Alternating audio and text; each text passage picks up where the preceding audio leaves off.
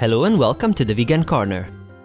You have arrived at the first of our Christmas-themed recipes, and as you have probably already figured out, the Vegan Corner's festive season is going to be epic. This tutorial will show you how to get some amazing mixed canapés, which are one of the best dishes I can think of to be served with a proper holiday meal. Not only that, but they will be pizza in miniature form, and who doesn't enjoy the sight and smell of some cute little pizzas? You'll soon discover that this recipe is fit for everyone, including gluten-free lovers. The ingredients are listed in the description box, and without further ado, let's get going.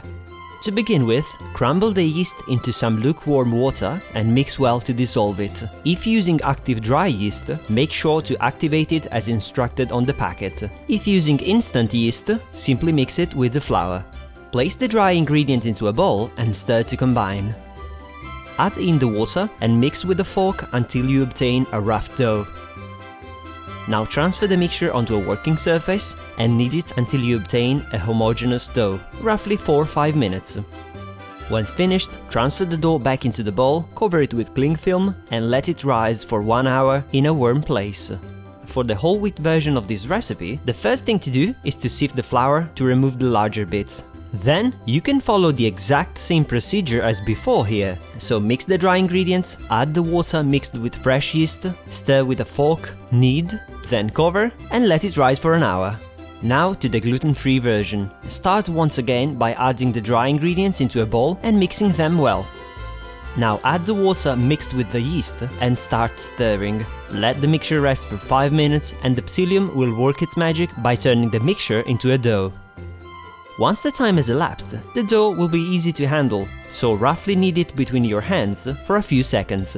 Place the dough into a bowl, cover it with cling film and let it rise for 30 minutes. Once the time has elapsed, preheat the oven to 220 degrees Celsius or 430 degrees Fahrenheit.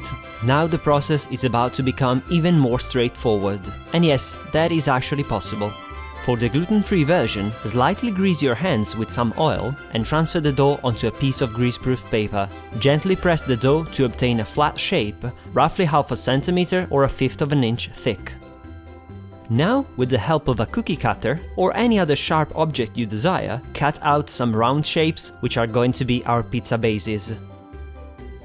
The same process should be followed for the other doughs. So when the time is up, transfer the dough back onto the working surface and gently stretch it by hand to obtain a flat shape of roughly half a centimeter or 1/5 of an inch thick. Then cut out any shape you desire. The spare parts of dough can be baked as well to make some mini breads or even some more interesting canapés such as breadsticks or dough parcels.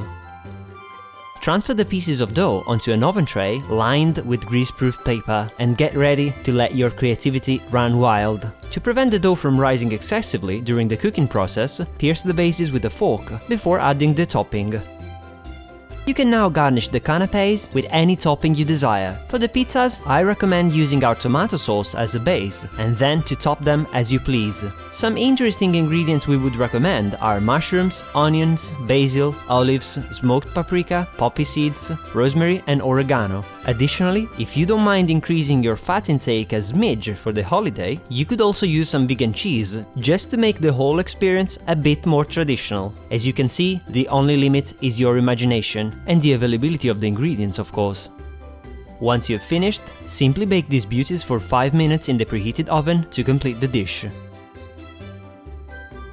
And here you have the final canapés. Whichever version you decide to make, I can guarantee that it is sure to taste absolutely delicious. And if you are thinking that the gluten-free version is going to end up like one of those stiff, flat, flour-tasting and unappealing gluten-free pizzas you have tried before, think again. This is definitely not the case. I hope you enjoyed watching this video and make sure to stay tuned for more upcoming Christmas recipes. And hey, if you like the idea of having a series of Christmas-themed recipes to be enjoyed with your family and friends, make sure to hit the like button before moving on to the next video.